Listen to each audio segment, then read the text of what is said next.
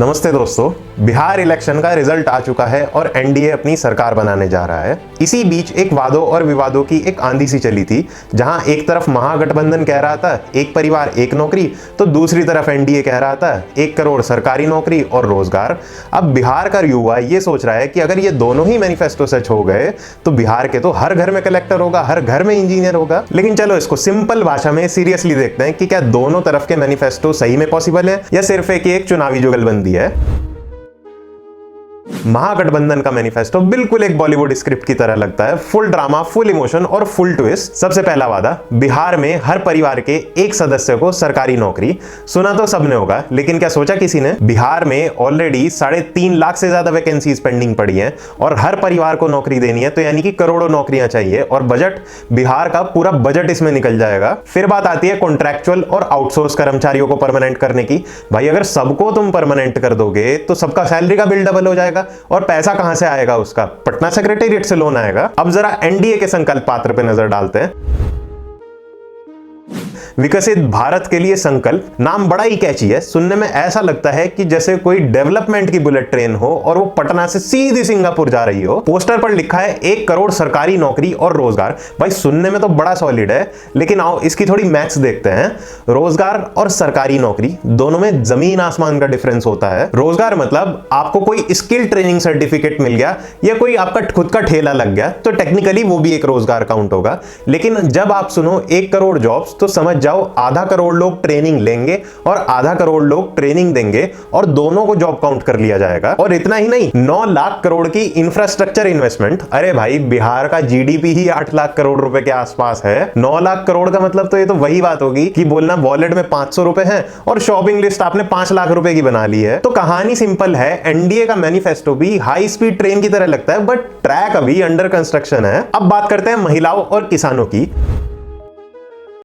दोनों ही category election के time पे मोस्ट लव्ड वोटर्स होते हैं किसी भी पार्टी का। मतलब ये इस तरह से होता है कि बॉलीवुड में जैसे हीरो क्लाइमैक्स में सबसे ज्यादा डायलॉग बोलता है, इसी तरह इनके नाम पे सबसे ज्यादा प्रोमिसेस किए जाते हैं। तो महागठबंधन कह रहा है महिलाओं को हर महीने 2500 रुपए का अलाउंस, वहीं एनडीए कह रहा है 1 करोड़ लखपति दीदियां या मिशन करोड़पति। भाई लगता है सरकार का महिलाओं को लखपति बनाने का टारगेट है, बस यही नहीं बता रहे कि कब तक बनाना है। अब बात करते हैं किसानों की। किसानों के लिए दोनों ही मैनिफेस्टो में प्यार भरे लव लेटर लिखे हुए हैं। एक तरफ महागठबंधन कहते हैं कि वो एमएसपी की गारंटी देंगे, मंडी सिस्टम वापस करेंगे और मनरेगा का काम डबल करेंगे। तो दूसरी तरफ एनडीए सरकार कहती है कि हम किसानों और मछुआरों को 9-9 हजार रुपए देंगे। सबको 9,000 मिल रहा है, मतलब ऐसा लग रहा है कि जैसे बिहार का ये कोई लक्की नंबर है। और जबकि ग्राउंड रियलिटी ये है कि किसान मौसम और मंदी दोनों की मार से ही परेशान है। खरीफ की जब फसल बेचने जाता है तो दाम नहीं मिलता और रबी की फसल के लिए बिजली नहीं मिलती। पॉलिसी पटना से फुल 5G मोड में ऑन निकलती है, लेकिन ग्राउंड तक आते आते पता नहीं नो सिग्नल हो जाती है। तो दोस्तों अब बात करते हैं उस टॉपिक की जहां पर हर युवा का दिल धड़कता है, एजुकेशन और नौकरी। दोनों ही पार्टी यूथ को ऐसे सपने बेच रही हैं बिल्कुल इंटरेस्ट फ्री और ईएमआई फ्री। जहां पर एनडीए कह रहा है कि हर डिस्ट्रिक्ट में मेडिकल कॉलेज, विश्व स्तरीय मेडिसिटी और हर ब्लॉक में क्वालिटी स्कूल्स। और इतना नहीं, ऊपर से 5,000 करोड़ रुपए से वो पुराने जितने भी स्कूल्स हैं उन सबका मेकओवर भी करेंगे। और दूसरी तरफ इंडिया ब्लॉक कहती है कि हम आईटी पार्क खोलेंगे, स्पेशल इकोनॉमिक जोन्स खोलेंगे, एजुकेशनल सिटी खोलेंगे और 5 एक्सप्रेस हाईवे भी बनाएंगे।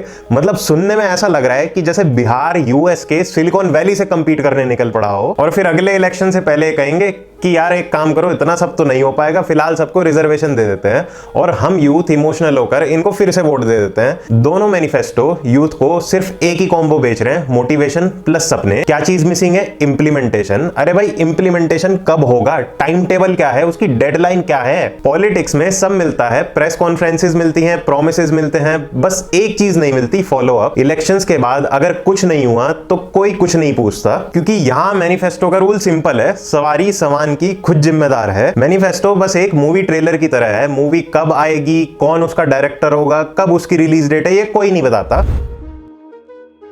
जरा सोचिए, जब कोई कंपनी अपने एडवर्टीजमेंट में झूठ बोलती है तो उस पे कंज्यूमर कोर्ट में केस हो सकता है, लेकिन जब कोई पॉलिटिकल पार्टी सपने बेचती है और बाद में कुछ नहीं करती, उस पे कोई लीगल पेनल्टी नहीं है। आपको याद है 2015 में भी जॉब्स, फ्री इलेक्ट्रिसिटी और स्मार्ट सिटी ये सब वादे हुए थे। 2020 में फिर वही हुए और 2025 में भी फिर वही हुए हैं। हर साल में एक नया प्रॉमिस वर्जन लॉन्च होता रहता है। मैनिफेस्टो 2.0, मैनिफेस्टो 3.0, मैनिफेस्टो 4.0, बस इंप्लीमेंटेशन आज तक नहीं सुना मैंने कभी होता हुआ। इलेक्शन के टाइम पे सब चीज फ्री मिलती है, बिजली फ्री, पानी फ्री, नौकरी फ्री, और जो सबसे मेन चीज फ्री मिलती है वो है इन पॉलिटिकल पार्टियों का जुमला।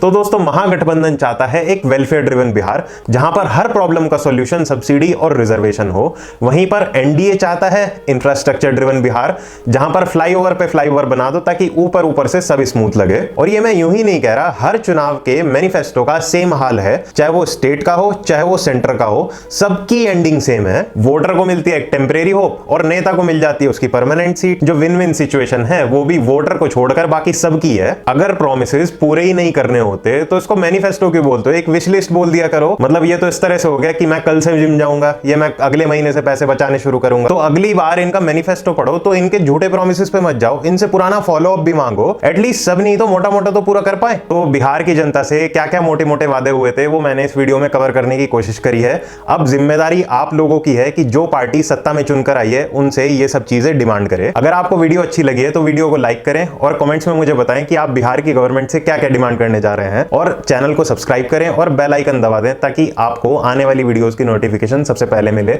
और ऐसा कंटेंट एटलीस्ट वायरल भी जाना चाहिए, अवेयरनेस वाला वीडियो। जय श्री राम, जय हिंद, जय भारत।